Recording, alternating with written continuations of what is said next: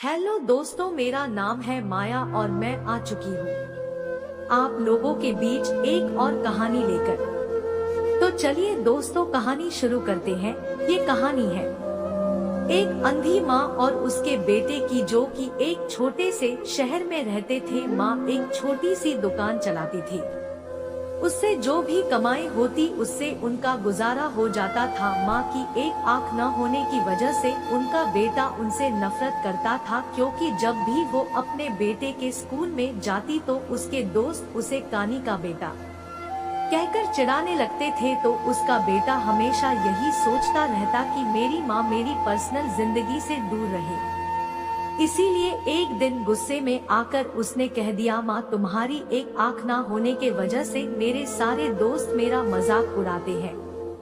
तुम मेरी जिंदगी से दूर क्यों नहीं चली जाती। यह सुनकर माँ अंदर से बहुत दुखी हो जाती है, लेकिन अपने बेटे से कुछ भी नहीं कहती, क्योंकि माँ तो माँ होती है। माँ अपने बच्चों का बुरा कभी नहीं चाहती है और अपने बेटे को बहुत प्यार और दुलार से रखती। धीरे धीरे कुछ सालों के बाद बेटा बड़ा हो गया और पढ़ने के लिए दूसरे शहर चला गया। उसका बेटा शहर जाने के बाद बहुत खुश था और मन में सोच रहा था, चलो अंधी माँ से पीछा छूटा। शहर पहुँचने के बाद उसने अपनी माँ को कभी याद तक नहीं किया। वहाँ उसे यूनिवर्सिटी में एडमिशन भी मिल गया। इसके कुछ सालों बाद वहीं उसने शादी कर ली।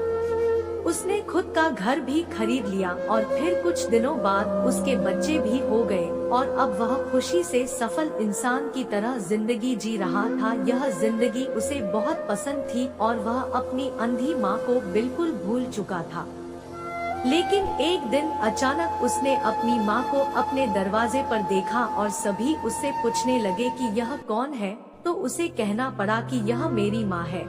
तब उसके बेटे को ऐसा लगा जैसे उसकी सारी खुशियाँ छिन सी गई हो। उसकी माँ की एक आंख देखकर उसकी छोटी बेटी डर गई और घर के अंदर भाग गई। तभी उसने अपनी माँ से पूछा, तुम कौन हो, मैं तुम्हें नहीं जानता। उसने अपनी माँ को डांटते हुए कहा, तुम्हारी हिम्मत कैसे हुई मेरे घर आने की और मेरी बेटी को डराने की, चली जाओ यहाँ से। इतना सुनने के बाद उसकी माँ ने शांति से कहा, बेटा मुझे माफ कर देना, शायद मैं गलत पते पर आ गई हूँ, और वह वहाँ से चली गई।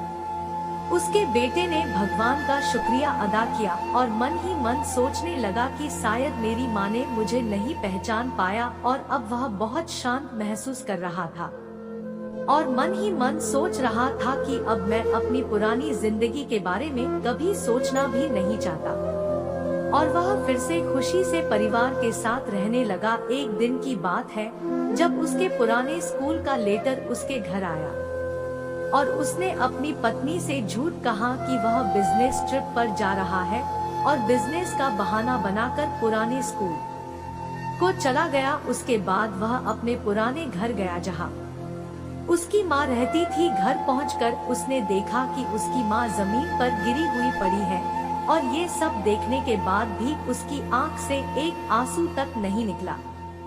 फिर उसने देखा कि उसकी माँ के हाथों में कागज का एक टुकड़ा था। उसने सोचा शायद वह मेरे लिए कोई पत्र है। बेटे ने पत्र को खोल के पढ़ा। उसमें लिखा था, मेरे बेटे, मुझे लगता है कि अब मेरे जाने का समय आ चुका है और अब मैं तेरे घर भी नहीं आ सकती, लेकिन मैं एक बार तुम्हें देखना चाहती हूँ, तुमसे मिलना चाहती हूँ। मुझे तुम्हारी बहुत याद आती है और जब मैंने सुना कि तुम यहाँ अपने पुराने स्कूल में किसी काम से आ रहे हो तो मुझे बहुत खुशी हुई। लेकिन मैंने निश्चय किया कि मैं एक आंख होने की वजह से मैं तुम्हारे लिए स्कूल नहीं जाऊंगी और मैं नहीं चाहती थी कि मुझे देखकर तुम्हें घबराहट हो। बेटा, तुम्हें याद होगा कि जब तुम बहुत छोटे थे तब तुम्हारा एक एक्सीडेंट हो गया था और तुमने अपनी एक आंख खो दी थी और एक माँ होने की वजह से मैं तुम्हें एक आंख में बड़ा होता नहीं देख सकती थी, इसलिए मैंने तुम्हें अपनी एक आंख दे दी थी। और आज मुझे गर्व है कि मेरा बेटा इस पूरी दुनिया को देख सकता है। बेटा, तुमने जो कुछ भी किया उससे मैं कभी दुखी नहीं हुई। जितनी भी बार तुमने गुस्सा किया मैंने अपने आप से यही कहा कि शायद तुम इसलिए डांटते हो क्योंकि तुम मुझसे बहुत प्यार करते हो। मुझे आज भी वह समय याद है कि जब तुम छोटे थे तब हमेशा मेरे आसपास ही रहते थे। मैं तुम्हें बहुत याद करती हूँ। आई लव यू बेटा, मेरे लिए तुम ही मेरी दुनिया हो। ये सब पढ़कर बेटा जोर जोर से रोने लगा और मन ही मन सोचने लगा कि यह मैंने क्या कर दिया। मैंने उस इंसान से नफरत की जो पूरी जिंदगी मेरे लिए जिया।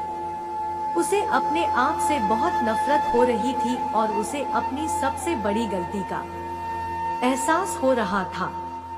तो दोस्तों, किसी इंसान के अपंग होने पर उससे नफरत ना करे, कभी अपने माता पिता की बेइज्जती ना करे, उनके बलिदानों को कभी ना भूले। उन्होंने ही हमें ये जिंदगी दी है। उन्होंने एक राजा की तरह ही हमें बड़ा करने की कोशिश की है। वो हमेशा हमें देते रहे हैं और बेहतर से बेहतर जिंदगी देने की कोशिश की है। वो हमारे हर सपने को पूरा करना चाहते हैं। वो हमेशा हमें सही रास्ता दिखाकर प्रेरित करते हैं। बच्चों के लिए माता पिता अपनी खुशियों का बलिदान देते हैं और बच्चों की सभी गलतियों को माफ करते हैं। हमें हमेशा उनका सम्मान करना चाहिए और उन्हें प्यार देना चाहिए।